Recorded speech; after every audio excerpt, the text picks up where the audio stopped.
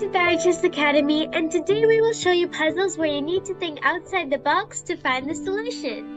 Hi everyone, Tara is right. For today we prepared very interesting positions, so let's start. Okay, in the position on the chessboard, of course, white has advantage, 2 extra rooks, and position is absolutely winning. We can spend 4, 5, 10 moves for making a checkmate, yeah, and like we don't have to do our best for doing this, so because it's easy roller mate. But the beauty of chess is that sometimes it's much better for you to do your best and find the fastest solution. So that's why let's find mate in 2 in this position. You also see that the black king attacks the rook. Yeah, and of course, if we just try to move the rook away, position is still winning, but there is no mate in 1. Yeah, so there is no mate in 2 moves. So let's think what we can do. Yeah, maybe somehow we can defend the rook on f4 without moving it away. So white to move mate in 2, and maybe Tara, you have some ideas. So by the clue you gave, maybe the audience would be thinking of moving the rook on h1 to f1 to protect the other rook. And then let's say if the king goes to g2. Do you guys think we can make a checkmate in 1 move? I don't either. So this move doesn't work for us. So there is no mate in 2. Okay, so should be something else. And remember, like I said before, we need to think outside the box to find the solution. Yeah. So okay, maybe we can try another candidate move like rook to h4. Yeah, so no choice for black. The king has to move to g2. So what do you think? Is there mate in 1 in this position? I don't think there's mate in 1 because whenever rook we move to g4, the king will just be able to escape. Yeah. Okay, so maybe there's something that we miss. I mean, like, what else can we do if we want to protect this rook on f4? So let's think. So if you were able to find this answer, good job. The answer is to castle our king so that the rook on h1 will protect the other rook. And also very important, and the white king controls g2 and h2. So the king goes to h3, yeah, and then we move the rook from the first rank to the 3rd rank, so it's mate. Yeah, of course, like the castle in the endgame, it's usually not something that we think about. But in this position, as you can see, the king is only 1, the rook is on h1, and we don't know, maybe these pieces haven't moved yet. So it's also a possibility that we shouldn't forget about. So, very nice puzzle. Let's go to the next one. Sure. Yeah. So this time we still play white. Yeah. Black pawns move this way. Yeah, so black just wants to promote. And we're still looking for mate in 2. Yeah, having 2 rooks on the chessboard probably is a clue for us. We still can think about roller mate. So Tara, what ideas do you have? So if we want to set up a roller mate, you might be thinking to either move the rook to a2 or to b2. Let's consider the move rook to a2 first. I think we just lose the rook, yeah, so nothing right, and we for can't, us. Yeah, and we can't make a checkmate because even if we move the king further, the king up a square, then the black pawn will capture our rook and promote. So now white can resign. So should be something else in this position. Yeah, if it's not rook on a1, probably we can move another one to the 2nd rank. So Tara? Right, so we can move our rook to b2. Rook goes to b2. Okay. So I think if the black king moves to h1, yes, the solution is kind of like easy. We can just play king f2, white to f2, because we want the king to control g2 square. Yeah, and it's mate. So it's a little bit more complicated if black promotes. So let's think if white has mate in 1 in this position. So you guys might be thinking about moving the king up because then the rook would give it on a1 would give a check to the king, but then the black king could just escape to d2 or to h2. I agree. So that's why, yeah, let's think outside the box, as you said before. Sure, so maybe we can castle our king because our king or our rook hasn't moved yet. So let's try that.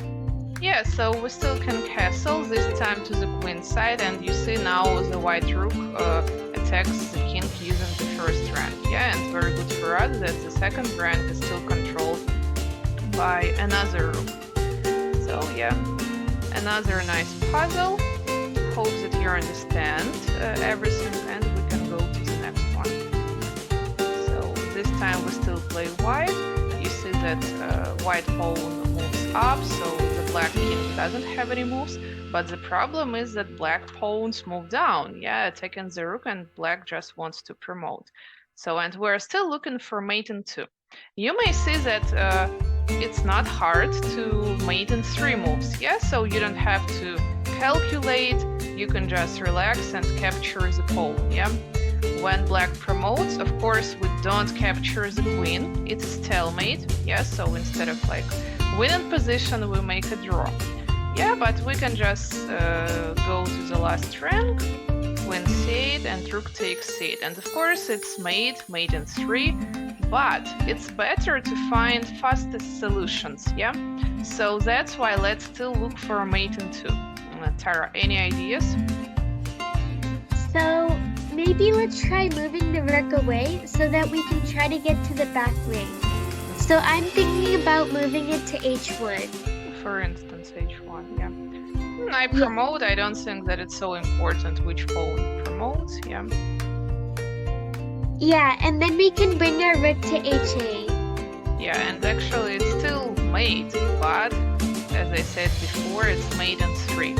And I still have an idea to mate in 2. So let's think what we can do.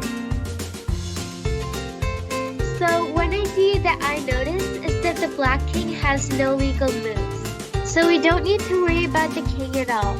All we need to do is find a way to beat the pawns. Because if we move our rook away, for example, to h1, to f1, g1, or h1, then black will just promote, and then we can't make a checkmate because the queen will just go back and guard the 8th rank. So one interesting idea that I have is to look for ideas that seem bad at first, but actually are outside the box. And remember, that's our whole idea for today's video.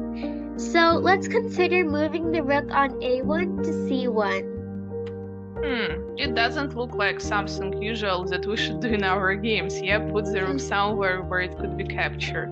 But yeah, it looks like there is no choice for black anymore, the king still can't move, and black can just capture one of the rooks. So okay, for instance, I take the rook on c1. It's not so important if black promotes to a queen or to another piece, yeah?